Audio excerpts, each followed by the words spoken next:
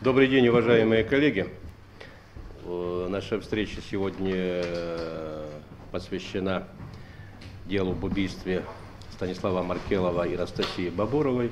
Всем известно, что суд состоялся, известны его последствия, результаты этого судебного заседания. Но, как и многие СМИ пишут и эксперты, много чего осталось за кадром.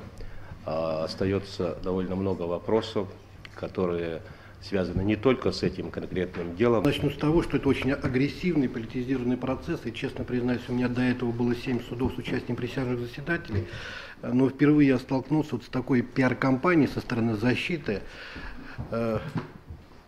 где, в общем-то, они не занимались защитой, как мне возникло впечатление, самого Тихонова и Хасиса, а именно пытались сделать из него икону, то есть великомученика, для своего национального движения, так я имею в виду радикального, неонацистского, будем так говорить.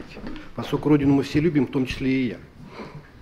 Вот. И, честно признаюсь, для меня очень важно было, что институт присяжных заседателей подтвердил свою жизнеспособность, поскольку действительно у многих, мы все прекрасно знаем, что институт присяжных заседателей страдает оправдательным уклоном, а само правосудие страдает у нас обвинительным уклоном. То есть тут законы физики немножко взаимодополняют друг друга. Вот. И в данном случае присяжные изумительно разобрались в ситуации, достаточно сложной, и вынесли, в общем-то, наиболее обоснованное решение, а именно признали виновными и Тихонова, и Хасис по всем пунктам обвинения, более того, без снисхождения. Поскольку если бы дали снисхождение, а в данной ситуации оно просматривалось, поскольку мы видели перед собой молодую пару, в общем-то, влюбленных друг в друга, изголодавшихся, поскольку сами понимаете, что в наших тюрьмах люди теряют во времени и пространстве, и каких-либо отношений межличностных мужчин и женщин, я имею в виду интимных, их нет. И эта энергетика тяги к друг другу, она, в общем-то, просматривалась и достаточно серьезно влияла и на участников процесса, и на присяжных заседателей. И это опасение, то, что они свою любовь не скрывали, достаточно успешно эту роль играли, поскольку по материалам прослушки и доказательствам, в общем-то, не такие уж у них тесные отношения были, а они были сторонниками, соратниками, но не мужем и женой, как они пытались себя представить. И это все очень сильно влияло. И в данном случае присяжные действительно изумительно разобрались и, в общем-то, вынесли наиболее объективный вердикт. Возникает очень много вопросов, заявляет сторона обвинения, то есть защиты, в той части, что чуть ли не спецколлегия была. Хочу обратить на ваше внимание, что сам вердикт достаточно спорный. Я имею не спорный, а именно споры достаточно серьезные происходили при обсуждении вердикта. И у нас в отношении Тихонова 8-4, в отношении Хасис 7-5. То есть присяжные долго принимали это решение, я их прекрасно понимаю, поскольку осудить людей на достаточно длительные сроки, а они прекрасно понимали, что в отношении Тихонова просматривается приговор именно пожизненное наказание, это очень сложно. То есть это решение присяжные будут помнить всю жизнь. В основе решения это прекрасная работа следствия, могу сказать, не стесняясь, поскольку я всегда был оппонентом Следственного комитета, и МВД, и прокуратуры. Всегда с ними воевал, и в данном случае, я честно признаюсь, снимаю шляпу, поскольку действительно прекрасная работа, доказательства представлены в своей совокупности, они согласуются друг с другом и взаимодополняют. Более того, обвинение достаточно хорошо сработало, представляя доказательства, и более того, опровергли алиби, которое придумал Барановский, Мухачева, и там Левочкин пытался поучаствовать в этом. То есть сторона обвинения предъявляла свои доказательства почти 3 месяца, сторона защиты фактически 3 дня.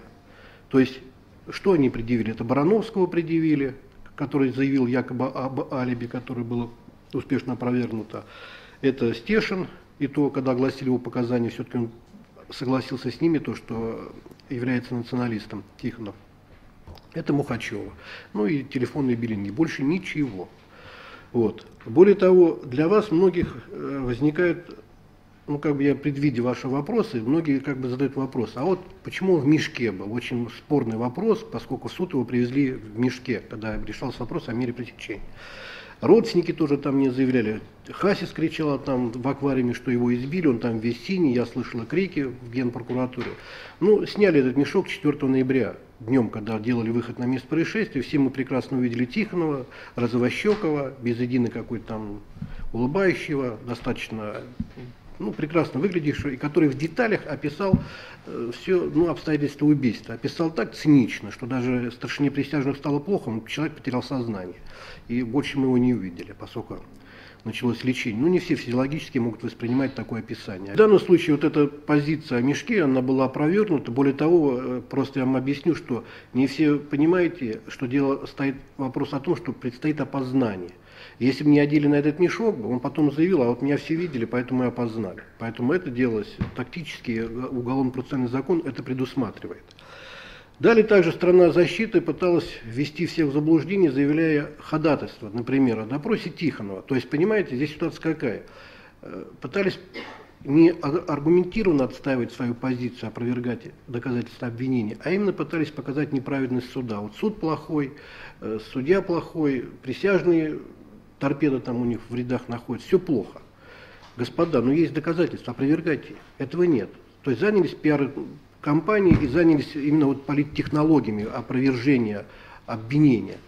И самое интересное, в данном случае, я действительно впервые с такой агрессивной позицией столкнулся, что даже судья в некоторых случаях давал им преференции. Не во всех случаях удовлетворяет некоторые вещи. Судья удовлетворял. То есть судья вел себя достаточно корректно, и хочу честно вам признаться, из 7 тех процессов, где этот 8-й, этот лучший судья, как вел процесс. В плане его корректности, в плане соблюдения принципов состязательности сторон, и в плане понимания и вникания в позиции сторон в этой части.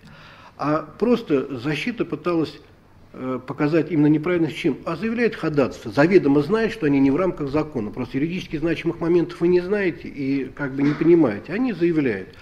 А не удовлетворили, вторично не допросили Тихонова, отца.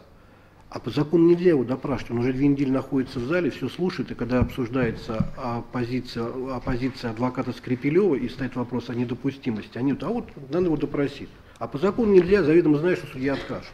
Отказал, видите, не допросили. А Горюнову надо было показать видеопленку, где идет товарищ Тихонов.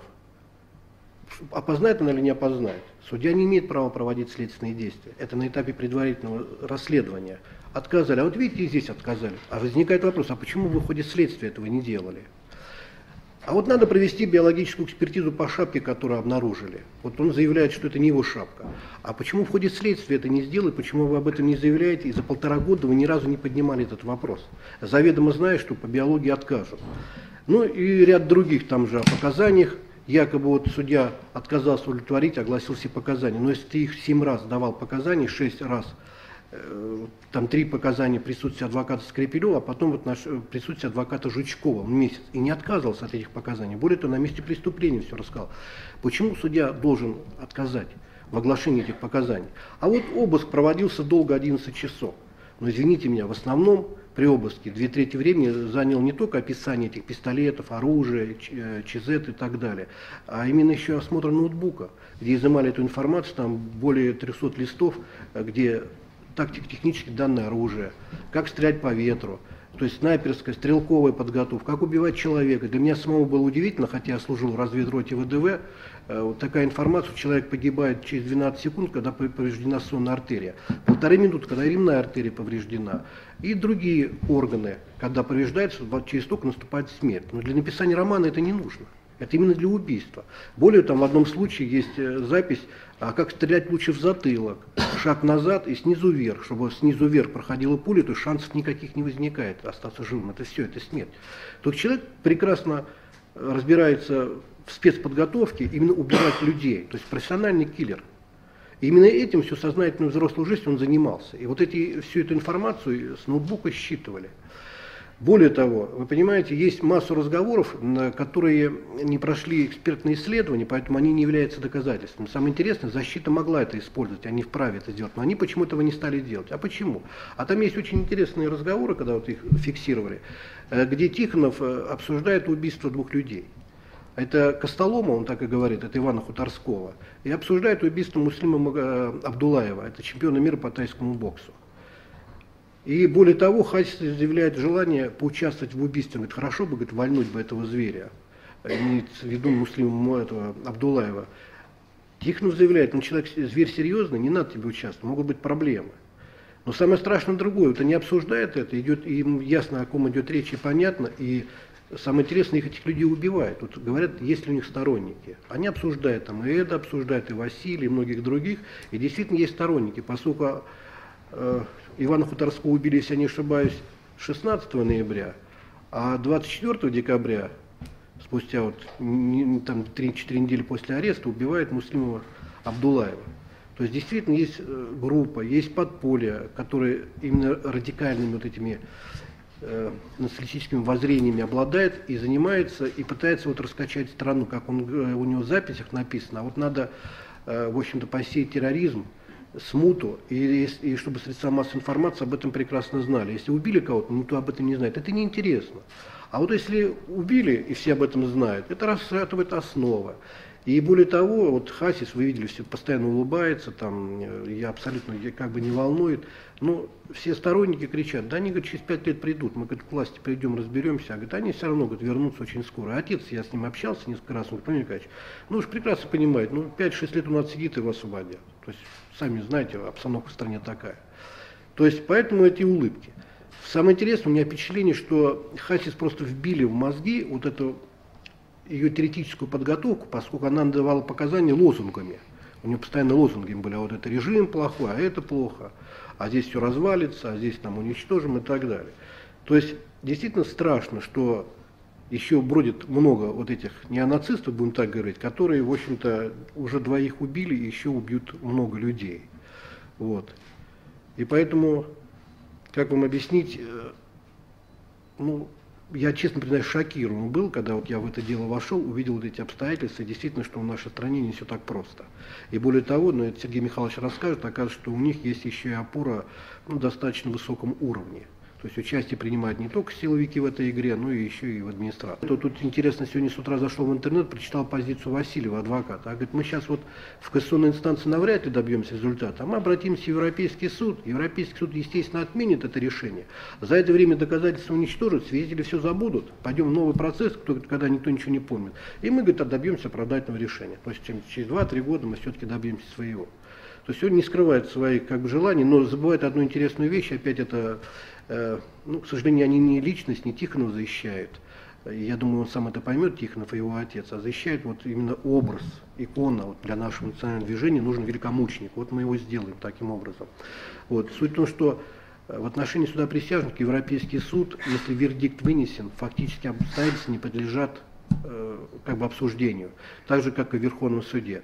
А процессуальный вопрос Европейский суд как бы не рассматривает. У них соотношение соответствует это требованиям закона, то есть Европейской конвенции, вот эта процедура, или не соответствует. Процедура полностью соответствовала. И никаких либо нарушений не было. Состязательность сторон была соблюдена, и поэтому в данном случае я полагаю, что и Верховный суд засилит это решение, ну и Европейский суд оставит, то есть каких-либо рекомендаций в этой части не даст.